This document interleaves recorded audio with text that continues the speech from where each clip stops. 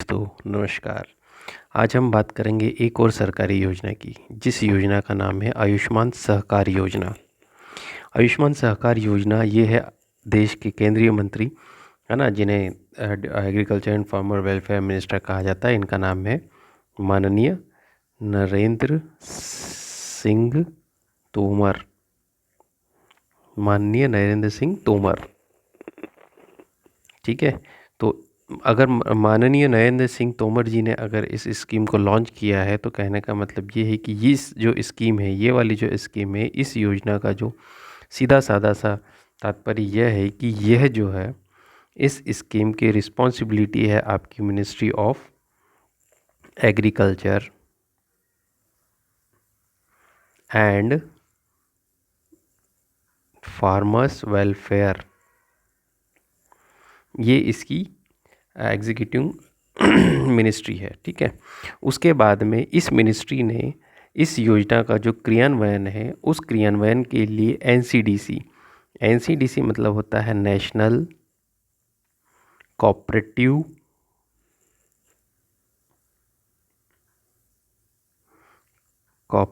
Development council, है ना। वैसे अगर इस एनसीडीसी की बात करी जाए, या इसको अगर हिंदी में आपको बताऊं, तो इसको हिंदी में कहते हैं राष्ट्रीय सहकारी विकास निगम। अब ये जो राष्ट्रीय सहकारी विकास निगम है, इसकी स्थापना हुई थी 1963 में, और ये जो 1963 में इसे एक्ट बाय पार्लियामेंट, ठीक है, पार्लियामेंट के अकॉर्डिंग ये बनी थी।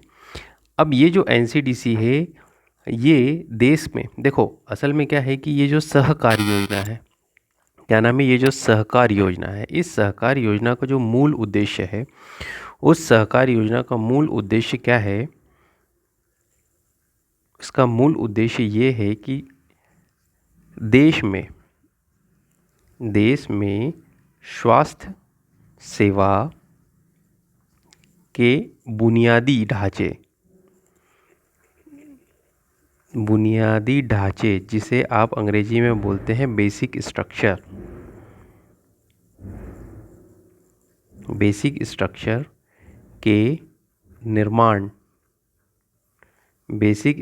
के निर्माण में महत्वपूर्ण भूमिका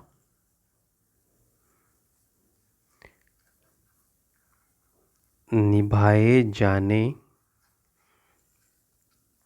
के लिए इस योजना की शुरुआत की गई। देखिए, कहने का मतलब ये है कि सरकार ऐसा मानती है कि जो सहकारी, जो कोऑपरेटिव सोसाइटीज़ है, वो उनका दायरा जो है वो अधिक क्षेत्रफल घेर रखा है, मतलब उनका दायरा ज़्यादा से ज़्यादा बड़ा है। तो स्वास्थ्य सेवाओं को अगर आपको मजबूत करना है, जैसे मान लो ये आपका एक पर्टिकुलर कोऑपरेटिव सोसाइटी से, या कोई सा एक पर्टिकुलर एरिया है, उस पर्टिकुलर एरिया में अगर कोऑपरेटिव सोसाइटीज़ वगैरह चलती है, तो उनको एज़ कम्पेयर टू प्रशासन ज़्यादा से ज़्यादा जो ज़मीनी हकीकत है, उस ज़मीनी हकीकत के बारे में पता है। तो इस ज़मीनी हकीकत से रूबरू होने के लिए, इस ज़मीनी हकीकत को और से रूबरू होने के कारण इन्हें ये रिस्पॉन्सिबिलिटी दी गई है। अब देखिए क्या होता है कि रिस्पॉन्सिबिलिटी तो दे दी है, लेकिन अब उसका कैसा होगा?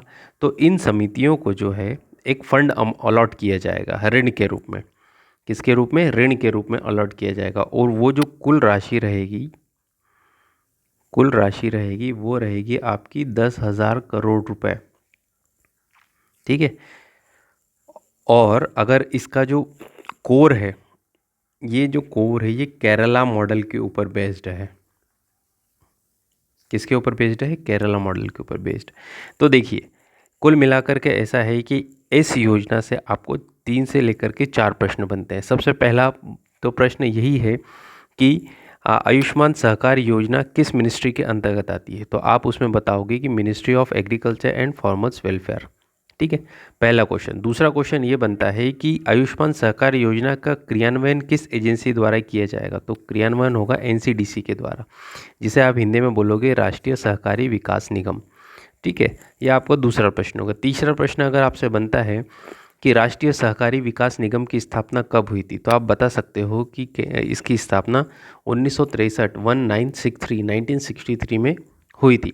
ठीक है, ये हो गए आपके 3 क्वेश्चन। उसके बाद में अगर आपसे चौथा क्वेश्चन पूछा जाएगा कि आयुष्मान सहकार योजना का मूल उद्देश्य क्या है, तो उसका मूल उद्देश्य है स्वास्थ्य सेवाओं के बुनियादी ढांचे का निर्माण करना। ठीक है, ये हो गए आपके 4 प्रश्न। उसके बाद में अगर आपसे पांचवा प्रश्न पूछा जाता है कि सहकार योजना के लिए कुल अमाउंट कितना है या कुल राशि कितनी है, तो आप उसमें बता सकते हो 10,000 करोड़ रुपए। ठीक है, और आखिरी प्रश्न और वो पांचवा प्रश्न ये है कि इसका जो कोर है कौन से मॉडल के ऊपर बेस्ड है, तो आप बताओगे कि केरला राज्य से प्रभावित होकर के केंद्र सरकार ने केरला मॉडल को अपनाते हुए इस योजना की शुरुआत करी है। ठीक है, चलिए आज के लिए इतना ही। अगर कंटेंट अच्छा लगता है तो सब्सक्राइब करें, ताकि अगला जो कोई सी भी योजना है या कोई अगला वीडियो है उसका नोटिफिकेशन आपको मिल सके। और अपने कमेंट में बताइए कि और क्या इम्प्रूवमेंट की ज़रूरत है। धन्यवाद।